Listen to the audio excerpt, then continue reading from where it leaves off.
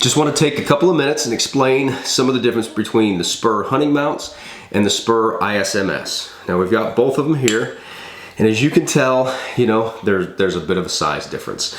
There's about, depending on, you know, if you move from one mount to the other, like this one is about 40% lighter than this one. So quite a bit of size. Weight difference, it's a 40%, but it's 3.5 ounces. So some weight difference, bit of a size difference, big difference in expense, right? This one I think is 220, 235, and this one I think is 410, 430, somewhere around in there. But anyway, what's the difference other than price, size, and weight? Well, kind of connected to that size difference is if you look at these two rings, you'll see that this ring is quite a bit wider than this one. Now, this is about your average. If you buy a set of regular rings, this is going to be just as wide, if not a little more wide. And the reason ring width matters is because that's what holds onto your scope and keeps it from moving under recoil and impact and everything else. So you want to make sure you grab a fair amount of that main tube. Now, like I said, every set of scope rings on the market, this one's going to grab at least that much, if not slightly more. This one's going to grab a ridiculous amount of the main tube.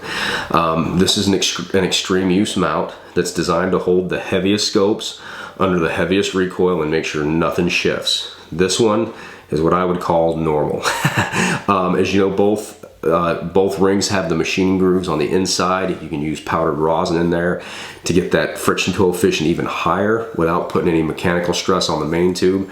And of course, I think that's a great idea. There's absolutely no reason not to do that. So, you know, like I said, extreme use, heavy scopes, hard recoil, normal use. Some of the features that you'll lose moving from the ISMS to the hunting mount are these mounting points.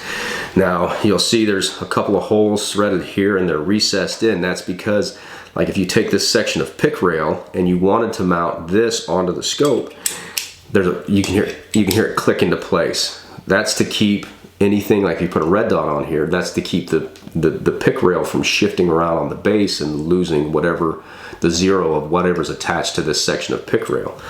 Well, time is money when it comes to machining.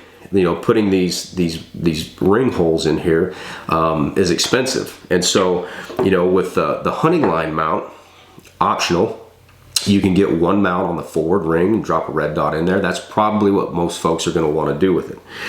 Well, the ISMS, you have 7 different mounting options. You've got 3 on this ring, 1 on this ring, 1 here, and then 2 along the side. So if you want to use, you know, angle cosine indicators, there's a wide range of accessories, and you want to get it in the spot where you want to get it, then ISMS is right for you. If you're like, man, that's not so much my thing, I might want to drop a red dot on top of my scope, then the hunting mount is where you should be looking. The last feature that you lose is the level in the back of the mount. Now, this is one of my personal favorites, the ISMS. I think it's got a ton of utility, especially on anything precision rifle oriented. Once you start shooting long, you really have to have a level on the scope. You know, just a little bit of a cant, you're like, no, I'm straight. Man, you put a degree or two in there and at 500-600 yards, you'll be just off the edge of the target and think, oh, well, you know, I've misjudged wind. No, there was a little bit of cant in the rifle that you didn't pick up. So this one, man, there's no level that's more out of the way or more ideally located than this one. And when you go to the hunting mount, it's not there. Why? It's a cost thing. Now you can certainly attach a level to your scope when using a hunting mount, but a good level is going to cost about 60 bucks. It's not going to be quite so integrated. You know, you'll have a little bit of a protrusion where your level sticks away from your scope. So it's just something to keep in mind. So anyway, short video to kind of help explain the differences of, you know, when this one is the way to go and when this one is the way to go. I'd like to thank Mile High Shooting Accessories for sponsoring this video.